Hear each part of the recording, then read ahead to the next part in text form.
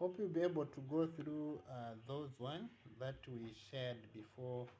We did look at how to enter data in SPSS, how to define variables, how to import data from Excel to SPSS.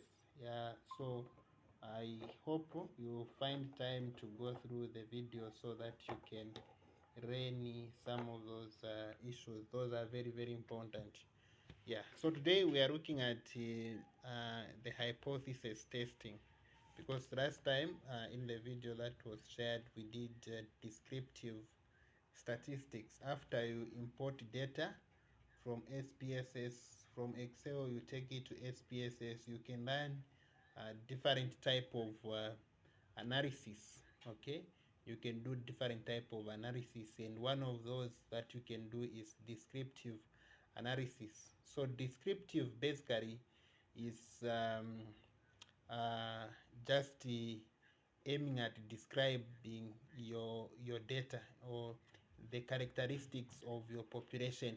So if you are looking at those who are in health, you are looking at the patients, you need to describe uh, the data for the patients in terms of gender, um, age, uh, academic qualifications.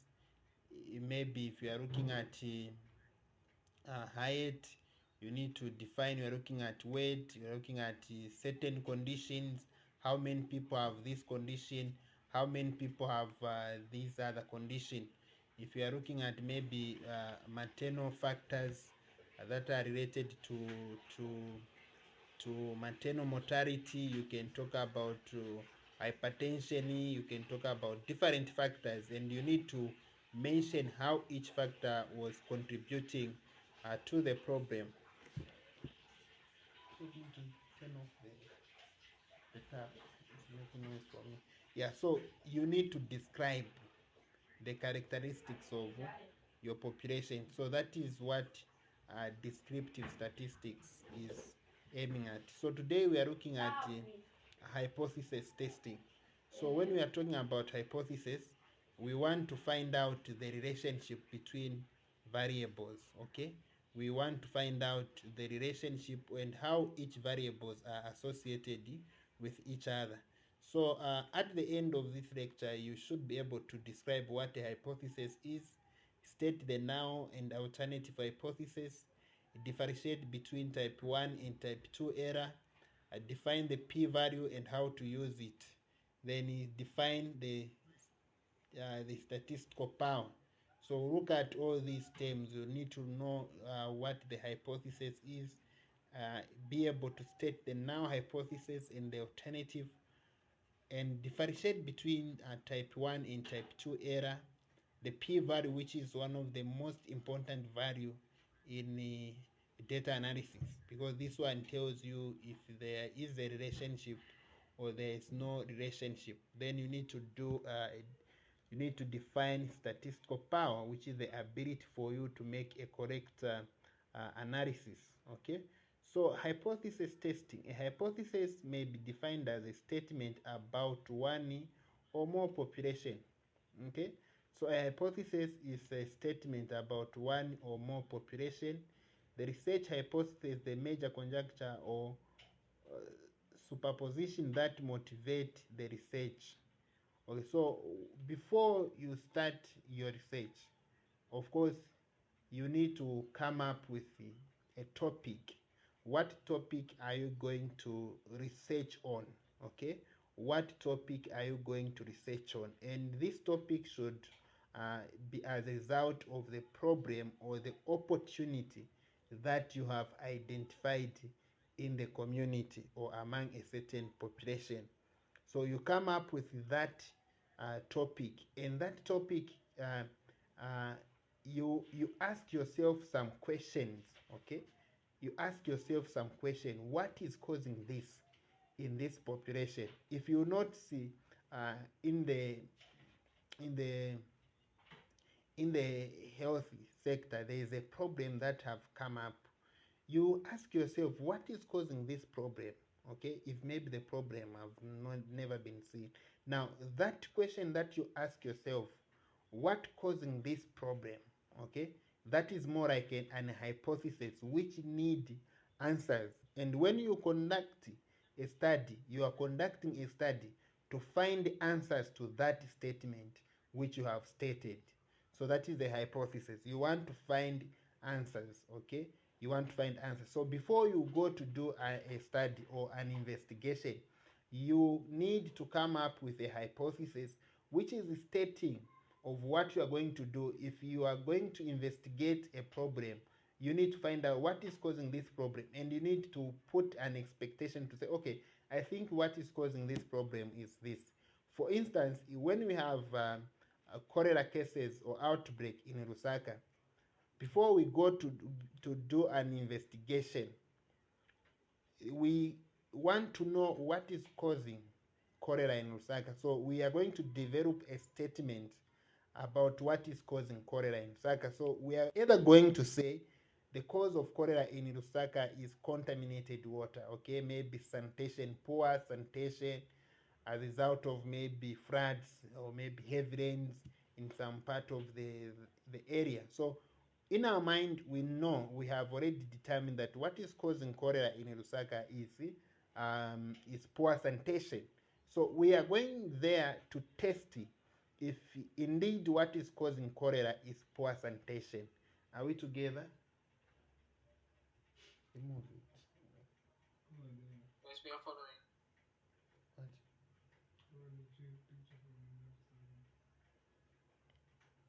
My laptop, I'm going to put that one. Okay, yeah, so that is what you do. So a statistical hypothesis are hypotheses that are stated in such a way that they may be evaluated by appropriate statistical techniques. Correct, just give me a minute. I need to put my laptop to the charger. Okay.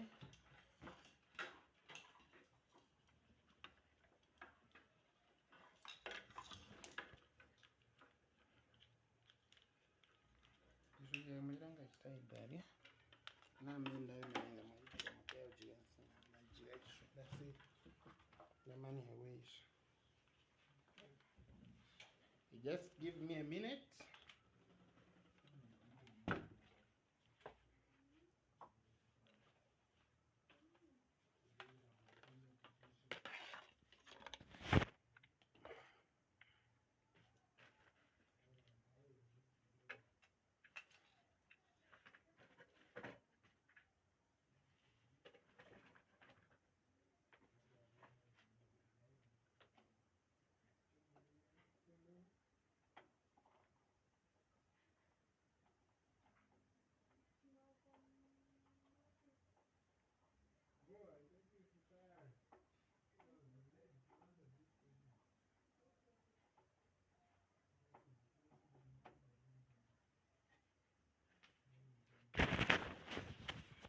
Okay, I'm back.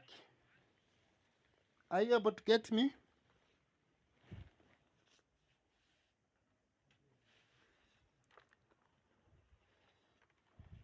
Confirm if you can hear me.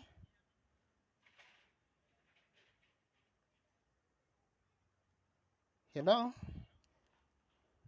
Okay, yes, I can get you. Okay, great. Yeah. So when we are talking about research hypothesis, uh, in terms of data analysis, we are talking about developing a hypothesis which can be evaluated by appropriate statistical techniques. The hypothesis that you develop or a statement about a population, it can be evaluated by using appropriate statistical techniques. These that we are going to learn more in details. Okay, for instance, you want to find out the relationship or the causal factors. You have factors that you suspect that these factors are the cause of this problem. So now, when you analyze the data, you need to test to find out that is there a significant relationship between the cause and the effect. Okay, so that's what we are going to learn more in details. Any question?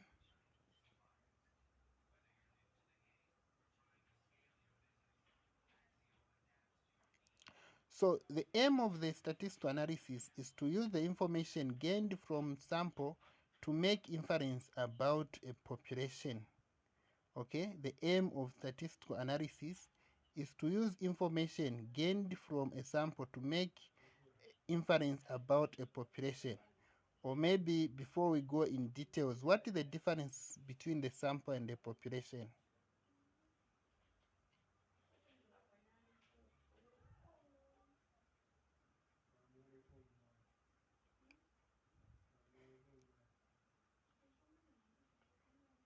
Let me hear from you. What is the difference between the sample and the population? I want people to participate.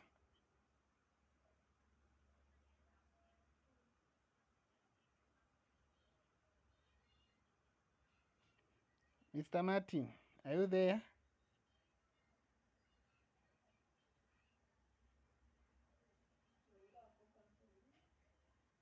Looks like someone have left us.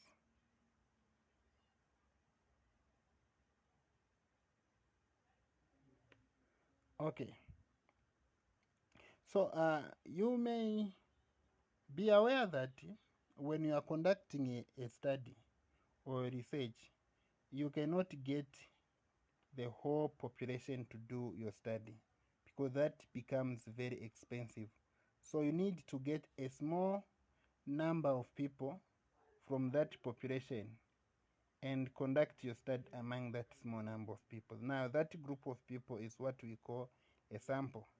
A population is a group of people in a specific area, but when we want to do a study from that group of people, we need to get a sub group of people from the bigger population so that we can do an analysis. Then, when we are analyzing data, when we are doing a test statistics, we have two basic approaches. Number one is estimation with confidence interval. So we are going to give you a confidence interval which you can use. So a confidence interval is a range of values in which you predict that the true mean of that population is going to lie within this range of values. For instance, if I want to know the average performance of students, power has gone.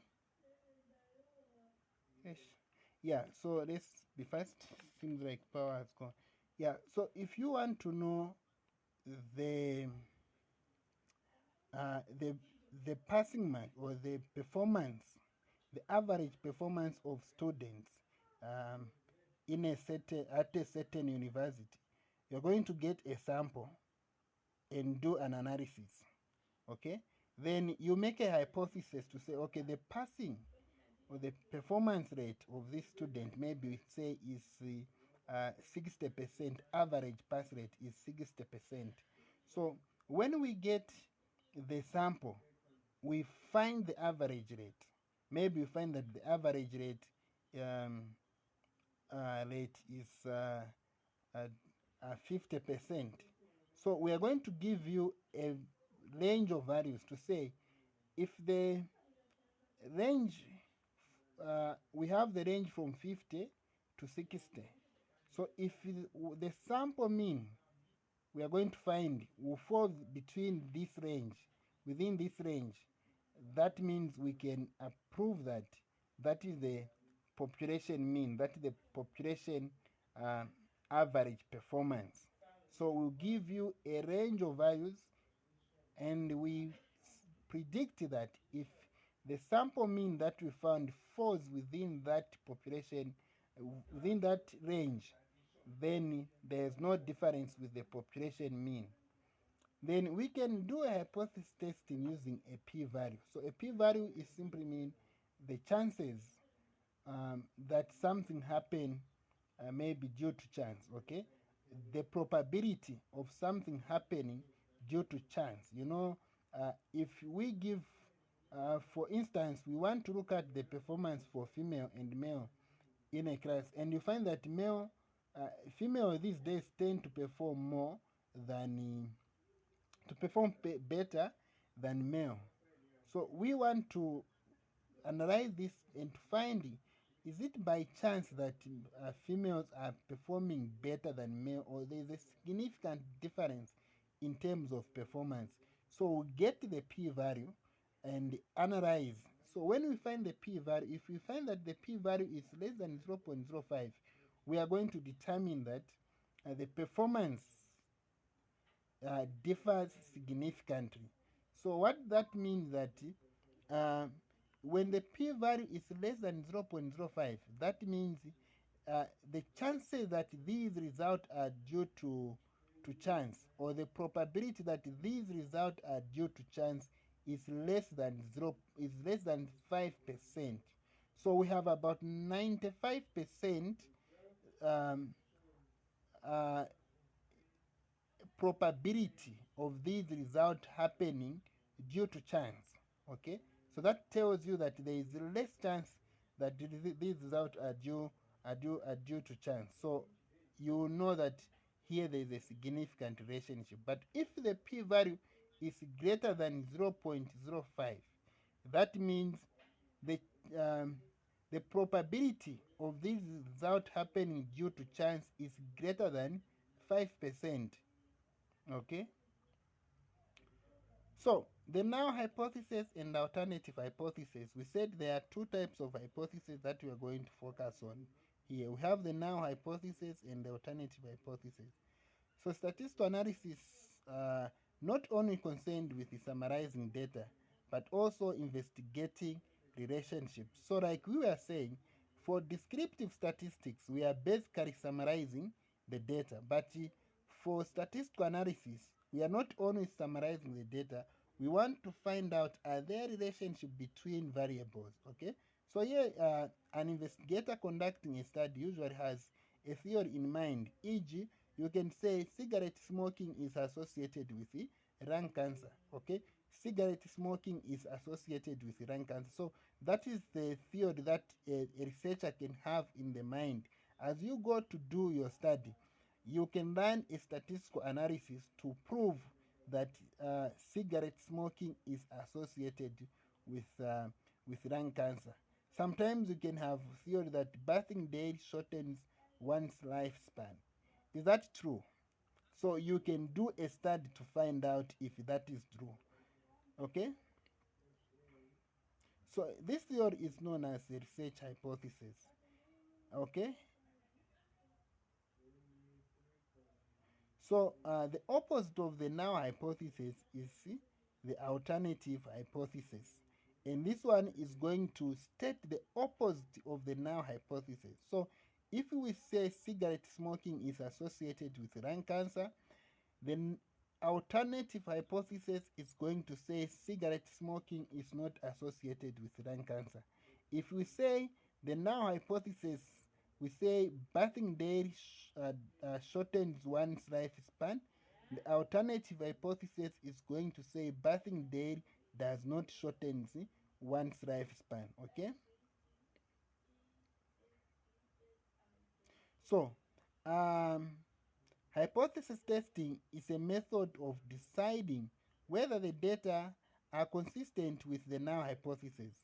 Okay, so when we do a null hypothesis, we want to find that we want to find if the data that we have is consistent with a null hypothesis, which is saying cigarette smoking is associated with lung cancer. So we are going to get a group of people.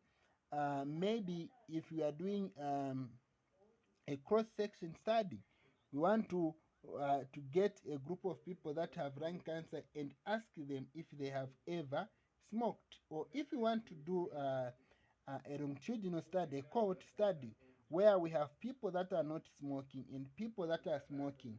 Then we follow these people in future and see if they are going to compare, they are going to develop lung cancer. Then compare the incidence of lung cancer in a smoking group and in a non-smoking group to test if smoking indeed is associated with the lung cancer. Okay, so that's what we are interested in. Then you calculate the p-value.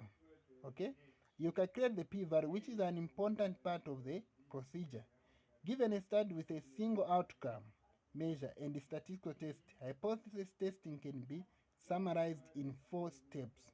So if we have a study with a single outcome, okay, single outcome, maybe we're expecting that smoking is associated with lung cancer, that is single outcome.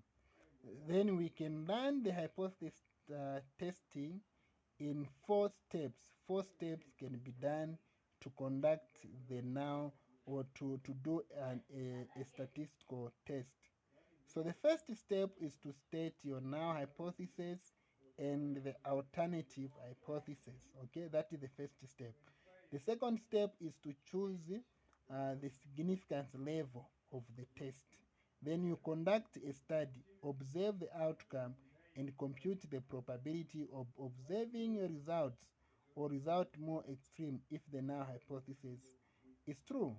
Okay, so you state your null hypothesis and your alternative hypothesis, then you choose the significance level. This is now the p-value or the level that you are going to use in your study. Okay, the alpha level. Then you conduct your study. You check if the null hypothesis, if the data is consistent with the null hypothesis. So a p-value is the probability of obtaining a sample statistics, okay, which is mean or proportion as larger as or greater than the one actually observed. Okay, so a p-value is the probability of obtaining a sample statistics which is larger or greater than the one that is actually observed. What do we mean by this statement? I want you to understand this statement as a microscope. Okay, a p-value is more like a microscope.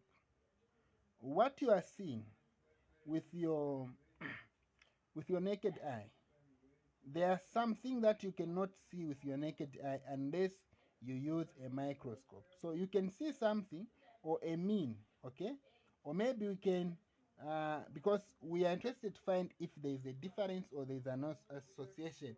Let me say you see statistical mean, the mean of the sample and the mean of the population are different, right? Then you don't understand the magnitude of this difference unless you use the microscope to see how big is the difference. So that's how the p-value is. The p-value will tell you how big is the difference. So it shows you the difference that is larger or greater than the one that you have seen. That is how the p-value works. It's more like a microscope which views in details. You want to understand in details. Is this relationship that you are seeing, is it significant? Or you see maybe people that are smoking developing lung cancer. The p-value is going to tell you if indeed smoking is the cause of lung cancer or there's something else apart from this. Okay? So a p-value is a measure of how much evidence we have against the null hypothesis. So we want to find. So a p-value is going to give you the evidence either to reject or to accept the null hypothesis. So you use the p-value to make a decision about whether to reject or not to reject the null hypothesis. Okay? So if the p-value is less or equal to the confidence level or the alpha level, conclude that the data does not agree with the null hypothesis. So you reject the null hypothesis. So if you find a p-value that is less than the alpha, which is 0.05 in this case, you need to reject the null hypothesis. That means the data that you have does not agree with the null hypothesis. But if the p-value is greater than the alpha level, do not reject the null hypothesis. That's why I was saying if the p-value is greater than alpha, that means there are higher chances that whatever difference that you are seeing, it can be due to chance. It's not real. It can be due to chance. If ladies are performing better than male, and we find that the p-value is greater than alpha or is greater than 0.05, that means that difference that you are seeing between ladies and gents is due to chance. It's not real. In short, it can be due to chance. Okay? So, often statistical analysis involves comparison between different treatments. Okay? Here we assume that the treatment effects are equal until proven different. So most of these statistical analysis, especially for those that are in health, they are going to involve comparison of different treatment, different drugs. For instance, we want to develop a new drug, okay? Maybe let me say for malaria. We already have the one that we are using right now. Then if you want to develop a new one, we are going to assume that the treatment effect of these two drugs, the one that we are using now and the new one that we have developed, is equal until we prove the different. We prove that actually these drugs are different. So this is same in court of law. The defendant is assumed innocent until proven guilty. So if you take someone to court, the court is not going to say or to it's not going, they say it's a suspect. Or if someone have killed someone, they don't say that this one have killed someone. They say it's a suspect. Okay? The suspect. I'm sure you hear always they use the word suspect because you cannot say that this one has done this. Okay? Until that person is proven what? Is proven guilt. Okay, so that same applies in research. When you are doing a research, before you prove, okay, before you prove the difference or the causal relationship, you don't have to conclude that this is the cause. You can say this is the suspected. We suspect that this problem is caused by this problem, or we suspect that, or we assume that there is no difference between treatment. So in this case where you are testing the difference between drugs or treatment, the null hypothesis is going to say there is no difference between the treatment effect, while the alternative hypothesis is going to say there is a difference between treatment effect. Okay, are we together?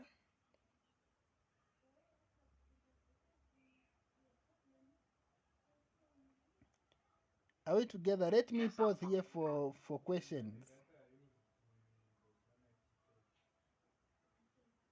On my part, no questions so far. Okay. There is one word that confuses people mostly is this word here. Two-tailed. I've seen many people having difficulties to understand what a two-tailed test is. Okay? So we're going to find this one. They usually use two-tailed, one-tailed test. You need to understand the difference between one-tailed or two-tailed. So for instance, if we are testing the difference in drugs, okay, in drug effect, we are testing the difference. Then we say we want to find out if there is a difference. That is two-tailed.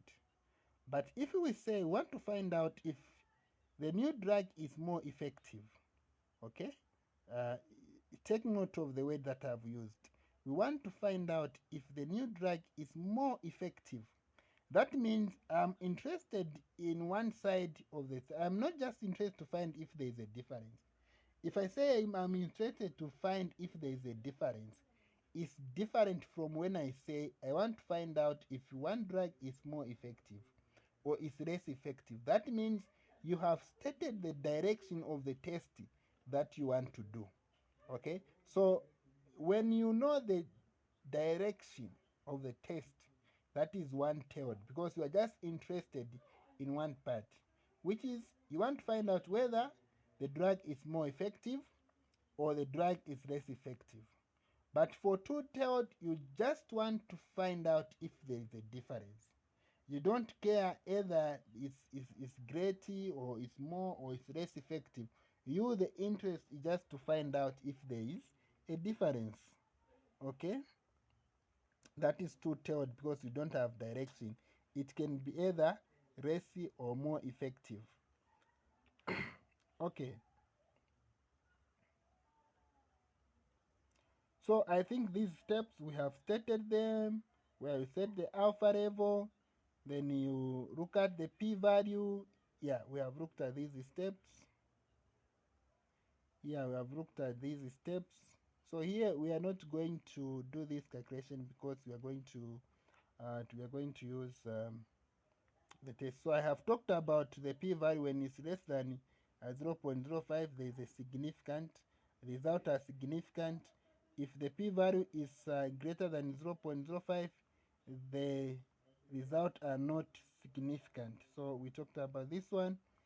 Now let's look at types of error, the possible type of error. So as you are doing your study, as you are doing your analysis, you are likely to make some errors, okay? As you are doing your studies, you are likely to make some errors. There is always a probability of you making errors. So now we said there are two types of error. The first type of error is rejecting the null hypothesis that is actually true. For instance, if I say 1 plus 1 and you say 1 plus 1 is 2, then I say no, it's not 2. Okay, that means I have rejected the answer which is actually correct. Okay, so even in research you say there is a difference between these two drugs, and the difference is truly is there, the difference is there, but in your research you reject, you say there is no difference when the difference is actually there. You have made an error, and this is dangerous in research because such errors can lead to, it can kill people. I'm sure if you are in health you can understand the implication of that such decision, because this is important. When we're talking about research, it's important, it's used to make decisions. So after you have done your analysis, you are going to present these results to the decision makers, and if you say these two drugs, okay, there is no difference, people take it as that, meanwhile there is a difference. Okay, now the probability of making this error is called significance level. It's called significance level. Okay, so that is alpha. Okay, that is alpha. That's why in research you found that there's that significance error that we found, especially when you are calculating a sample size. There is significant error which is normally is 0.05. Is it 0.05 or 5%? Yeah, it's 5%. Okay, it's 5%. So that is the standard error that is accepted in research, because we assume that there are going to be error. So the standard error that is accepted in research is called alpha, which is um, uh, 5%. So if your chances of making errors is 5%, that is okay in research. Okay, then type 2 error is failing to reject the null hypothesis that is actually false. Okay, so I want to say that I had this friend in secondary school. Okay, I have this friend in secondary school. When we are given mathematics to solve, he will start solving the mathematics, start solving. Even if you give him the answer, the correct answer, when he does the calculation, he's going to find something else different. And his calculation always could do maybe a simple question. You would use 2 pages to calculate. Okay?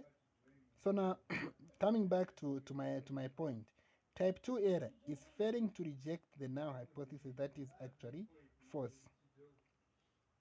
I tell you that 1 plus 1, okay, you say is 3. I say 1 plus 1 is 3. You say it's 3. Then I start calculating now. I want to prove if 1 plus 1 is 3. Okay? Then at the end of the day, I also find that 1 plus 1 is 3. Then that means I'm not going to reject that answer you have given me. So I have made an error by rejecting, okay, something that is false. I've failed to reject something which is false because I was supposed to reject. Okay? In the actual sense, I was supposed to reject it, but I failed to reject. So that error is called type 2 error. And the probability of making this error is called beta level. It's called beta level. So this just illustrates more about types of error. So first, you decide to reject the null hypothesis, which is actually true, okay, or false, okay. So we see the way it is. So reject the null hypothesis, conclude the test is static. So if you reject the null hypothesis that is actually false, you decide to reject the null hypothesis that is actually false. You have to, you reject, we say you decide to reject the null hypothesis, okay, which is actually true.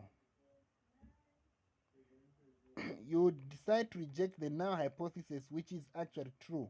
You have made type 1 error, okay. Then you decide to reject the null hypothesis which is actually false. There is no error that you have made. You are correct.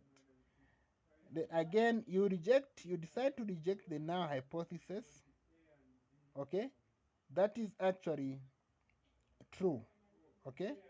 You reject the null hypothesis. You do not reject the null hypothesis which is actually true. There is no error. But if you do not reject the null hypothesis which is false, you have made type 2 error. Are we together on the type of errors?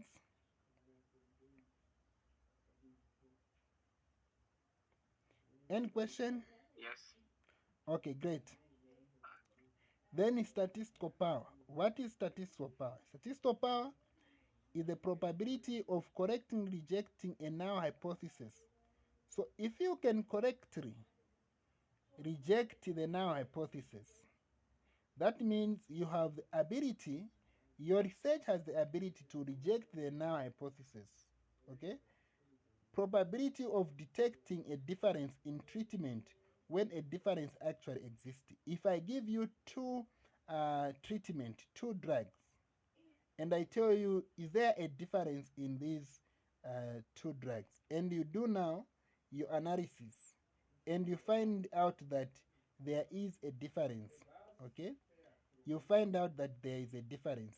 That probability of you finding out there is a difference, when the difference is actually there, is what we call statistical power. Okay? It's what we call a statistical power, because you are able to correctly detect the difference which is actually there. Okay, just a bit, my cursor is moving on its own. Anyway.